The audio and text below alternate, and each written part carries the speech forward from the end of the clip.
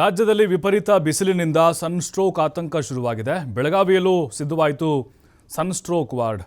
BIMS taluk ಆಸ್ಪತ್ರೆ ಪ್ರಾಥಮಿಕ ಆರೋಗ್ಯ ಕೇಂದ್ರದಲ್ಲಿ ವ್ಯವಸ್ಥೆ ಮಾಡಿದ್ದಾರೆ. ಒಟ್ಟು 100ಕ್ಕೂ ಅಧಿಕ ಬೆಡ್ಗಳ ವ್ಯವಸ್ಥೆ ಇದೆ. ಪ್ರತಿಯೊಂದು ಆಸ್ಪತ್ರೆ ಆಂಬ್ಯುಲೆನ್ಸ್ನಲ್ಲಿ ಐಸ್ ಪ್ಯಾಕ್ ವ್ಯವಸ್ಥೆ ಮಾಡಿದ್ದಾರೆ. ಅಥಣಿ, ರಾಯಬಾಗ, ರಾಮದುರ್ಗ, ಸೌದತ್ತಿಯಲ್ಲಿ ಹೆಚ್ಚು ಬಿಸಿಲಿದೆ. ಜಿಲ್ಲಾಡಳಿತದ ಸೂಚನೆಯಂತೆ ಆರೋಗ್ಯ ಇಲಾಖೆ ಸಕಲ ಸಿದ್ಧತೆಯನ್ನು ಮಾಡಿಕೊಂಡಿದೆ. ಖಂಡಿತ ಇದು ಜನರಿಗೆ ಅನುಕೂಲ ಆಗುತ್ತೆ.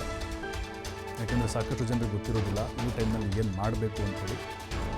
ಹಾಗಾಗಿ ಬಹುತೇಕವಾಗಿ ಬೆಳಗಾವಿ ಎಲ್ಲ ತಾಲೂಕಿನಲ್ಲೂ ಕೂಡ ಆರೋಗ್ಯ ಇಲಾಖೆ ಎಲ್ಲ ವ್ಯವಸ್ಥೆಯನ್ನು ಮಾಡಿಕೊಂಡಿದೆ. ಅದರಲ್ಲೂ ಸೌದತ್ತಿ, ರಾಯಬಾಗ, ರಾಮದುರ್ಗ ಆ ಭಾಗದಲ್ಲಿ ಜಾಸ್ತಿ ಬಿಸಿಲಿದೆ. ನೋಡಿ, ಸನ್ಸ್ಟ್ರೋಕ್ ಅಂತ ಸ್ಪೆಷಲ್ ವಾರ್ಡನ್ನೇ ಮಾಡಿಬಿಟ್ಟಿದ್ದಾರೆ.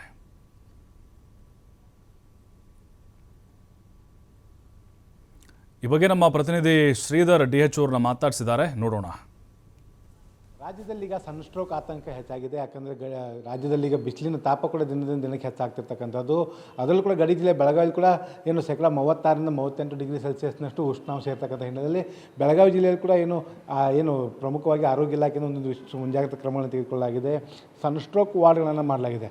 ಬೆಳಗಾವಿ ಬಿಮ್ಸ್ ಆಸ್ಪತ್ರೆ ಆಗಿರ್ಬೋದು, ಆಯಾ ತಾಲೂಕಾ ಆಸ್ಪತ್ರೆಗಳಾಗಿರ್ಬೋದು, ಅಲ್ಲಲ್ಲಿ ಎಲ್ಲೆಲ್ಲಿ ಬಿಸಿಲು ಜಾಸ್ತಿ ಇದೆಯೋ ಆ ಒಂದು ಪ್ಲೇಸಲ್ಲಿ ಒಂದು ಸನ್ಸ್ಟ್ರೋಕ್ ವಾರ್ಡ್ಗಳನ್ನು ಮಾಡಿ ಅಲ್ಲೊಂದಿಷ್ಟು ಬೆಡ್ಗಳನ್ನು ಕಾಯ್ದಿರಿಸಲಾಗಿದೆ.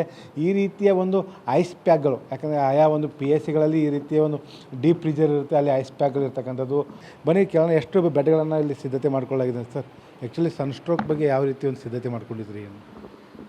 ಖಂಡಿತವಾಗಿ ಇತ್ತೀಚಿನ ದಿನಗಳಲ್ಲಿ ನಮ್ಮ ಬೆಳಗಾವಿಯಲ್ಲಿ ಕೂಡ ಬಿಸಿಲು ಜಾಸ್ತಿ ಆಗತೈತಿ. ಎಸ್ಪೆಷಲಿ ನಮ್ಮ ಅಥಣಿ ತಾಲೂಕು, ರಾಮದುರ್ಗ, ಗೋಕಾಕ್ ಈ ತಾಲೂಕುಗಳಲ್ಲಿ ಸ್ವಲ್ಪ ರಾಯಬಾಗ್ ಇಂಥಲ್ಲಿ ಸ್ವಲ್ಪ ಬಿಸಿಲು ಬೇಗ ಜಾಸ್ತಿನೇ ಇದೆ.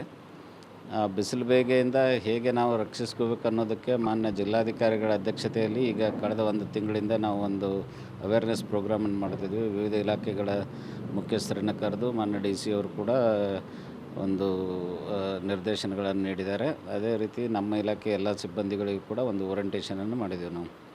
ಅದರಲ್ಲಿ ಮುಖ್ಯವಾಗಿ ನಾವು ಹೇಳಿದಂದರೆ ಕೆಲವೊಂದು ನಮ್ಮ ಇಲಾಖೆಯಿಂದ ಹೆಲ್ತ್ ಅಡ್ವೈಸರಿ ರಿಲೀಸ್ ಆಗಿದ್ದಾವೆ, ಡೂಸ್ ಆ್ಯಂಡ್ ಡೋಂಟ್ಸ್ ಅಂತ. ಫಾರ್ ಎಕ್ಸಾಂಪಲ್, ಈಗ ಮಧ್ಯಾಹ್ನ 12ರಿಂದ 4 ಗಂಟೆ ತನಕ ಈ ಸ್ಟ್ರೇನಿಯಸ್ ಕೆಲಸ, ಈಗ ಹೊಲದಾಗ ಕೂಲಿ ಕಾರ್ಮಿಕರು ದುಡಿಯೋದಿರ್ಬೋದು, ಫ್ಯಾಕ್ಟ್ರಿಗಳಲ್ಲಿ ತಗಡಿನ ಶೆಡ್ಗಳಲ್ಲೆಲ್ಲ ಕೆಲಸ ಮಾಡೋದನ್ನು ಈ ಬಿಸಿಲು ಟೈಮಲ್ಲಿ ಅವಾಯ್ಡ್ ಮಾಡೋದಿರ್ಬೋದು.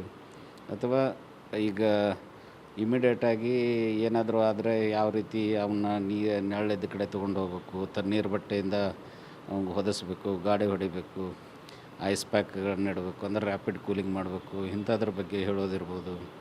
ಅಥವಾ ನಮ್ಮ ವೈದ್ಯರಿಗೆ ಇಂಥ ಒಂದು ಏನಾದರೂ ಕೇಸ್ಗಳು ಬಂದಾಗ ಯಾವ ರೀತಿಯಾಗಿ ಅವ್ನ ಟ್ರೀಟ್ ಮಾಡಬೇಕು.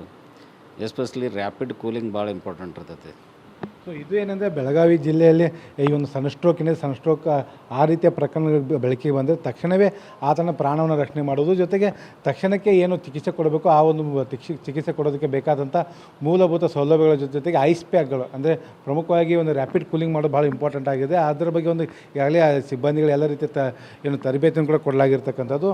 ಇಲ್ಲಿವರೆಗೂ ಕೂಡ ಬೆಳಗಾವಿಯಲ್ಲಿ ಆ ರೀತಿ ಯಾವುದೇ ರೀತಿಯ ಪ್ರಕರಣಗಳು ಕಂಡು ಬಂದಿಲ್ಲ. ಆದರೆ ಬಿಸಿಲಿನ ತಾಪ ಹೆಚ್ಚಾಗಿದ್ದರೂ ಕೂಡ ಅಂಥ ಸಂದರ್ಭ ಎದುರಾದರೆ ಅದನ್ನು ಎದುರಿಸೋದಕ್ಕೆ ಈಗಾಗಲೇ ಏನು ಆಯಾ ಆರೋಗ್ಯ ಇಲಾಖೆಯ ಪ್ರಾಥಮಿಕ ಕೇಂದ್ರಗಳಲ್ಲಿ ಎಲ್ಲ ರೀತಿಯ ಸಿದ್ಧತೆಯನ್ನು ಕೂಡ ಮಾಡಿಕೊಳ್ಳಲಾಗಿದೆ. ಕ್ಯಾಮ್ರಾಮನ್ ರವಿ ಜೊತೆ ಶ್ರೀಧರ್ ಕೊಟ್ಟಾರ್, TV5 ಬೆಳಗಾವಿ.